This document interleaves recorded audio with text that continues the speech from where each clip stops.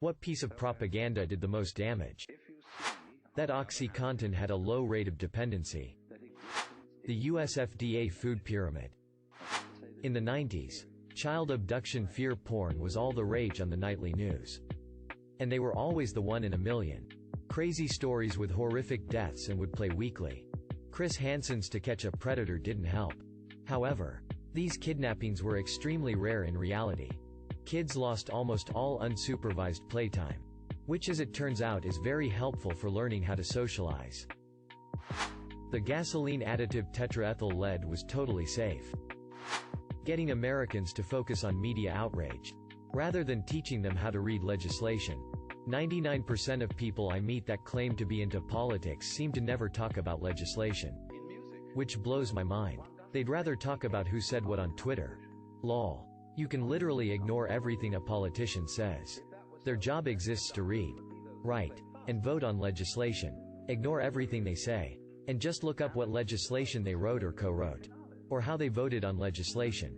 This will tell you whether you should vote for them or not. It's also a big reason why so many idiots think we're having the worst presidents in history despite not being able to tell you which legislation makes them so bad. Drives me nuts. I feel like I'm in a country filled with morons who care more about Twitter drama than how their government actually functions. Perhaps not the most damaging, but certainly a vile example.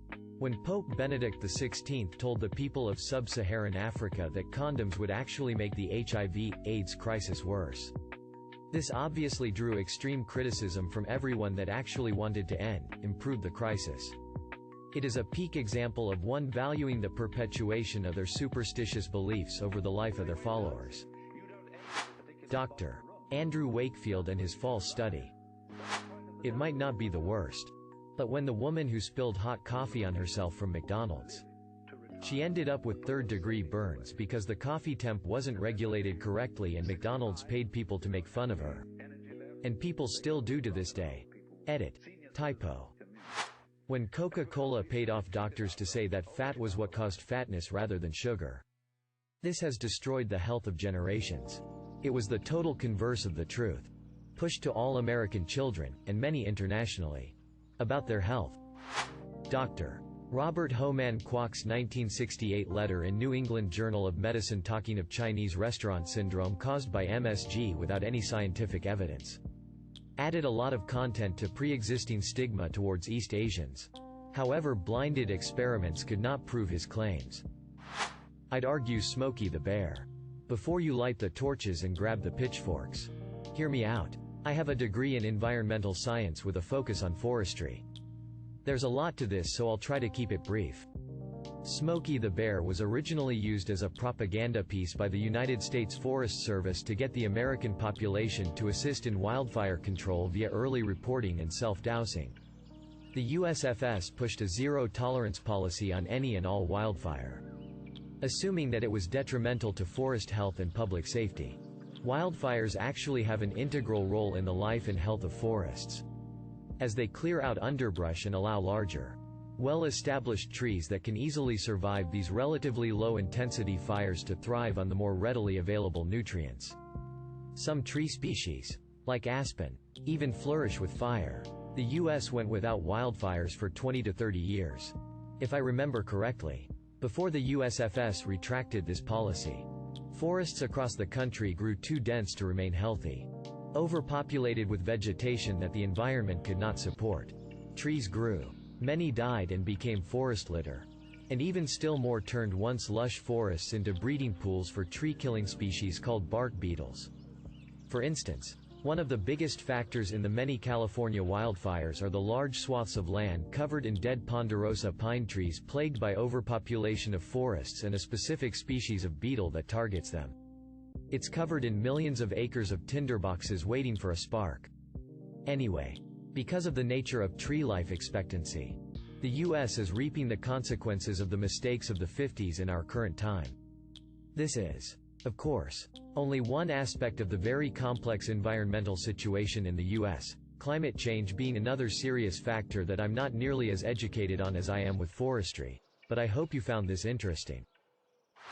William Randolph Hearst printing anti-cannabis propaganda to squash the expansion of hemp that directly competed with his business. Think of all the people jailed and lives ruined. Not to mention all the applications, medical and technological, that were halted. After the slaves were freed, they grow and sold watermelon as way to earn money. They also ate it because why not? It's delicious. Former slave owners in the South didn't like this. They didn't like that their former property was not only enjoying a fruit they used to grow for them, but that they were making a living from it. And so, owning newspapers, they pushed the idea that NS ate watermelon because they were unclean. And a bunch of other stuff I won't mention is so abhorrent. They would eventually start printing pictures. The first of which I believe was around 1868-69. What followed was a campaign so insidious that by 1900 they had everyone believing that watermelon had always been a symbol of how NS were inferior race. It got so bad that it's reported that a woman who was a nanny to a small boy met that boy later, and when she asked him if he would like some watermelon, he replied, "I don't eat food." And this was a woman he reportedly loved. He was said to have been really upset when she was freed and left their family home.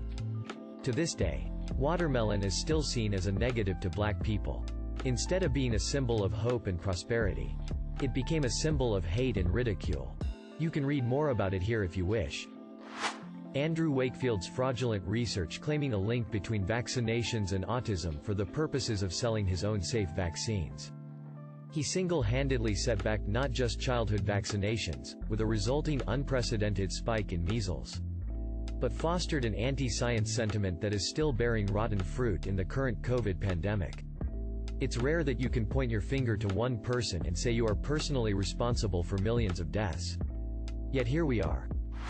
Greenpeace versus nuclear energy. The war on drugs.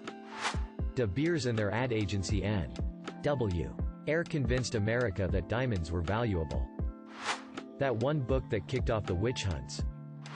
Iraq has weapons of mass destruction. 20 years later, several 100,000 Iraqis are dead. Us servicemen and women are still suffering the effects of PTSD and, of course, untold billions of dollars lost in a failed war. When big tobacco industries made doctors endorse cigarettes. There are a lot of powerful examples here.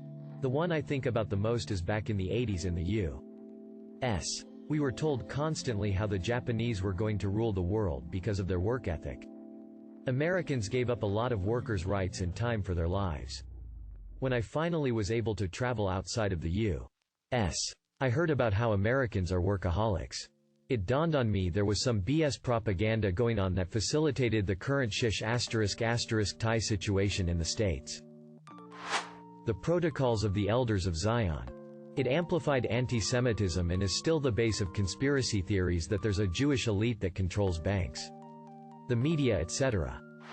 McCarthyism completely trashed the layperson's understanding of the distinction between socialism and communism. Actually, it's more of a range.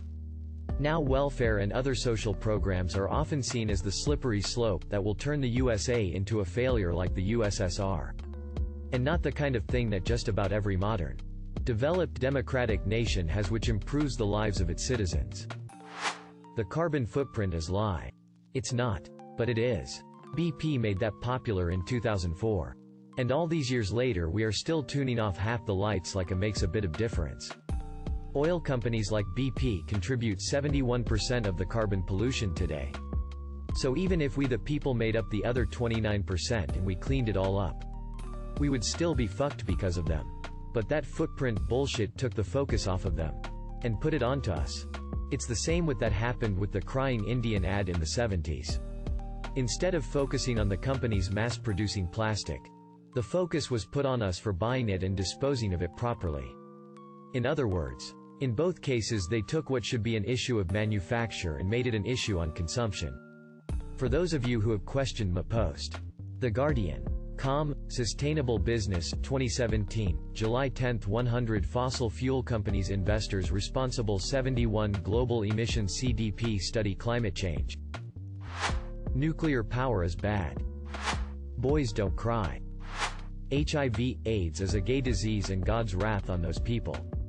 Millions dead, for no sane reason. Lost so many friends that I had to adjust my attitude about making friends in that time. Strangely, my opinion of those moral magpies has only grown more strident and solidified. To my shame, millions are dead, in sorrow and in life, for being the wrong kind.